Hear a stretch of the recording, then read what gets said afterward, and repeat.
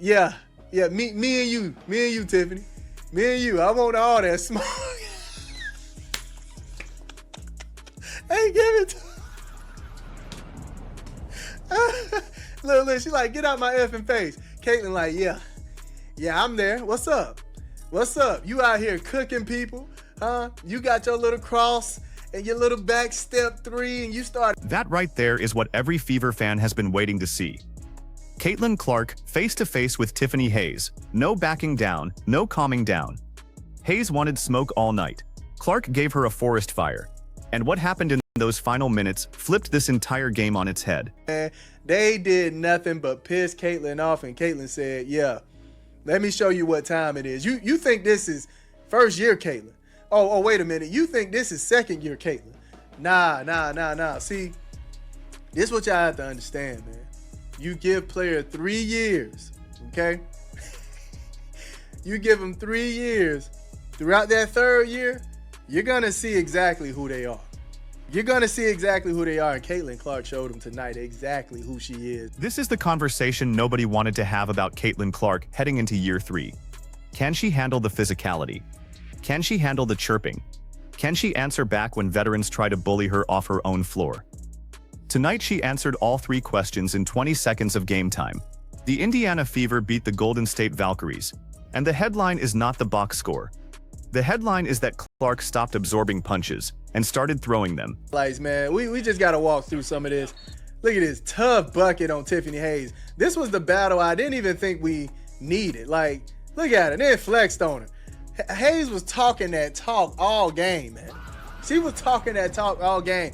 And Caitlin said, you know what? Come on, it's me and you tonight. It's me and you tonight, man. Gave her the Michael Jordan tongue. Had to show the blue on the tongue just to show you she's sponsored by Gatorade. Come on, man. Look at the footwork on Aaliyah Boston in the post. This is a different player than the rookie we saw last season getting bodied in the paint.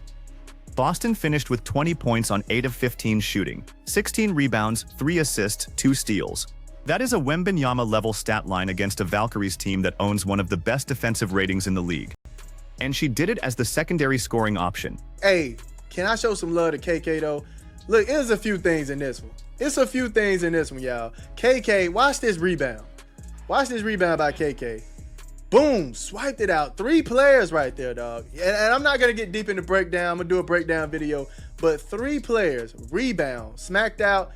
Good find by Lexi. Knocked down. Give it a splash, man. Give it a splash.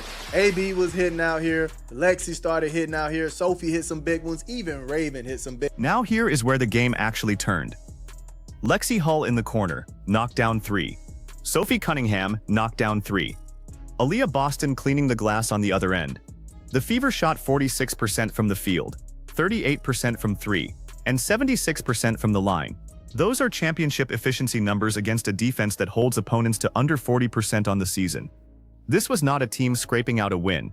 This was a team imposing their offense on a top-tier defensive unit. Out here cooking. Look at this. Raven finding Caitlin. Caitlin from way out. Bang, man, from the hash mark. Then she started talking again. She started talking again to her. Hey, Caitlin started cooking so bad, I almost felt bad for Tiffany. I said, dang, Tiffany, you asked for a little too much. You asked for a little too much here, Tiffany. Because Tiffany was cooking. All right. Pay attention to this sequence. Raven finds Clark drifting beyond the hash mark. Clark catches, rises, fires from what is essentially a logo 3. Splash. And then she turns and starts talking to Hayes again. That is the moment that tells you everything. She was not just hitting shots. She was making the shot and immediately telling the defender about it. 3 years into her professional career, this is the version of Clark people predicted out of Iowa. The killer. The closer. The one who feeds off the chirping instead of folding under it. Caitlin started locking up, bro. She was seat belting, all right? Yeah, I know how they be hitting them seat belts. She was seat belting out here. They started sliding those puppies. I mean, Ty Harris, she got benched in the first quarter because she wasn't sliding them puppies. Caitlin Clark had to come out and slide those puppies, man. She said, let me show you how to play this defense, Ty. I got you. Don't even worry about it. Don't even worry about it. Came out and started playing some fantastic defense. Look at Sophie attacking the close out here. Once again, don't need a glass. I'm drinking straight from the jug. The defense is the part nobody is going to talk about enough. Ty Harris got pulled in the first quarter. Pulled. benched for not sliding her feet on closeouts. And then Clark steps in and starts seatbelting ball handlers on the perimeter. The same Caitlin Clark who got criticized all last season for getting blown by on switches. Tonight she was the on-ball stopper. Veronica Burton, Kate Martin, Janelle Salon, it did not matter who Golden State put in front of her, she stayed in front. The block on her stat sheet is not a fluke. That is 6 straight games of legitimate two-way effort. Had an old board. Shout out to her. Caitlin Clark, 22 points, close to the double-double, 7 for 15, 4 for 9 from the 3, 4 for 5 from the free throw line, 2 boards, 9 assists, 6 turnovers, 1 steal, and a block. Just cooking, man, just cooking.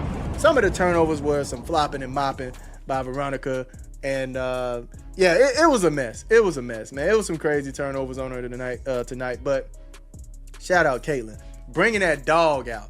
That's what I like to see. MVP players, stars, superstars, they don't fold. Caitlin Clark finished with 22 points, 2 boards, 9 assists, 1 steal, 1 block, 4 of 9 from 3, 4 of 5 from the line. The number that jumps off the page is the 6 turnovers, and we need to address that honestly because the broadcast will not. A lot of those came off Veronica Burton swiping at the ball after the whistle, getting reach in calls that did not get called, and what looked like at least 2 flops that drew offensive fouls. Burton is one of the best in the league at selling contact. Tonight she got Clark on 3 separate possessions with that flop and mop routine.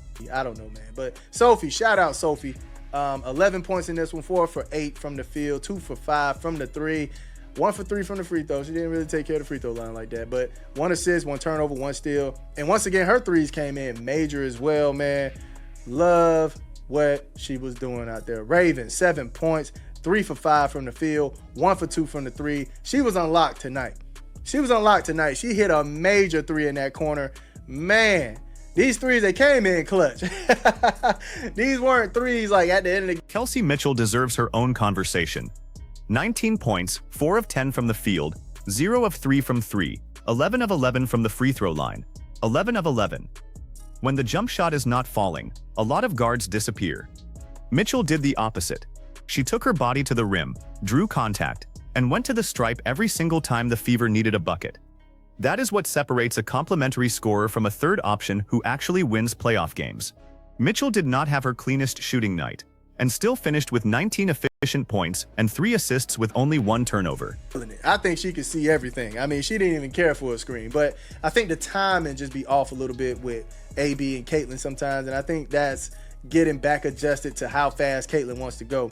But yeah, I think Stephanie needs to let them run that pick and roll a lot more often. Let them run it a lot more often, man, because, you know, I think once that ABC squared formula was used, the ball started moving. The ball was moving so well, and players, they had split seconds. Here is the part the box score does not tell you. KK Arnold. 5 rebounds, 1 steal, 2 offensive boards, and minutes of legitimate defense on both guards and forwards. This is a player Indiana brought in on a hardship contract who is making a real case to stay on this roster. Meanwhile, Damiris Dantas, who was supposed to be the frontcourt depth piece behind Boston, is still buried on the inactive list with a designated player status. Grace Berger gets a roster spot. Dantas does not. Something is going on with that situation that the team is not telling us, whether it is injury, conditioning, or fit. But the silence is telling. Oops.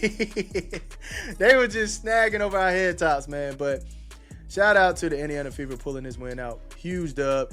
I don't want to stretch this video too much because y'all going to get the breakdown. So let me know how y'all felt about this game. I love y'all. Y'all keep it smooth. Let me give you the full picture of what we just watched, because this game matters beyond the win column.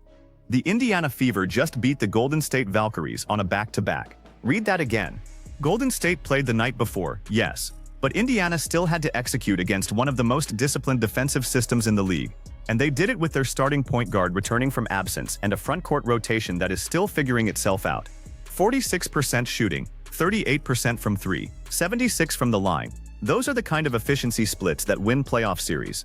The Caitlin Clark conversation needs to evolve. For 2 years, the discussion has been about whether she can survive in this league physically and mentally. Tonight, she did not survive. She dominated the emotional terrain of the game. Tiffany Hayes is a veteran. Hayes has been in the league since 2012. She has played in WNBA finals, And Clark went chest to chest with her, talked back, scored on her, locked her up, and walked away with the win. That is not a rookie absorbing lessons. That is a third-year star establishing her territory. The Aaliyah Boston development is the quiet story that should be loud. 16 rebounds against a Valkyries frontcourt that includes Kayla Thornton and Stephanie Talbot is not normal. Boston is averaging numbers that put her in legitimate MVP conversation if Indiana keeps winning. The footwork in the post tonight, the way she sealed defenders, the way she finished through contact, that is a player who spent her offseason in the gym instead of on the podcast circuit. The pick and roll is the issue Stephanie White has to solve, and she has to solve it now. In the first half, it looked like Clark and Boston were running on different clocks. Clark was attacking before the screen got set. Boston was rolling before Clark was ready to deliver. There were possessions where you could see the timing was a beat off, and that is normal for a team integrating a returning star, but it cannot be normal in October. They need to get to that action earlier and more often, because when they do connect on it, the Fever offense becomes nearly impossible to defend. The Valkyries are going to be a problem for somebody come playoff time. Do not let this loss fool you. Golden State is a top defensive unit with legitimate depth, and they were on the second night of a back-to-back. The Fever get them again next week, fully rested, and that is going to be a completely different game. Mark that date on your calendar, because that rematch will tell us if tonight was a real statement or a tired opponent. The role players showing up is what makes this team scary. Lexi Hull hit 2 of 4 from 3. Sophie Cunningham hit 2 of 5 from 3. Raven Johnson, who shot 1 of 8 from 3 in her last outing, had the confidence to step into a corner 3 and knock it down. When your starting backcourt gets that kind of secondary scoring support, you become a team that can survive cold nights from your stars. That depth is what wins in May. The defensive identity is the biggest shift. This is the same Indiana Fever team that got criticized all of last year for switching everything and giving up open looks. Tonight they generated 7 steals, forced multiple shot clock violations, and made the Valkyries earn every basket. Ty Harris getting benched in the first quarter for poor effort is a coaching message. White is no longer playing favorites based on contract status or veteran reputation. If you do not slide your feet, you sit down. That is championship culture. The Caitlin Clark turnover number will be the talking point on every sports show tomorrow, and most of those shows will not show you the context. 6 turnovers when you have 9 assists is a ratio you live with. 6 turnovers when half of them come off referee non-calls on hand checks and clear flops is a number you accept and move on from. Clark is going to get fouled more than any guard in the league this year. The question is whether the officiating crew is going to start calling it consistently before somebody gets hurt. The Damiris Dantas situation needs an answer from the front office. You do not put a player on the designated player list and then sign a hardship roster spot replacement unless something is seriously off. Whether it is a knee, a back, a personal issue, or a conditioning concern, the silence creates speculation. Fans deserve clarity. Dantas was supposed to be a meaningful contributor to this rotation. Right now, she is a ghost on the inactive list. So here is the question I want you to answer in the comments. Was tonight the night Caitlin Clark became the player everyone has been waiting for, or was this just one heated moment against one chirpy veteran on one tired team? Because if this is real, if Clark has unlocked this killer mode permanently, then the Indiana Fever are not just a playoff team. They are a problem nobody in this league wants to see in the second round, and the rest of the WNBA needs to figure out what they are going to do about it before next week. Drop your prediction below. Are the Fever a top 4 team in the East by season's end, or does this start to fade once the schedule gets tougher? Tell me what you saw tonight. Tell me if I am reading too much into Hayes and Clark. And if you have not already, hit that subscribe button because we are running the full breakdown video on this game in the next 24 hours.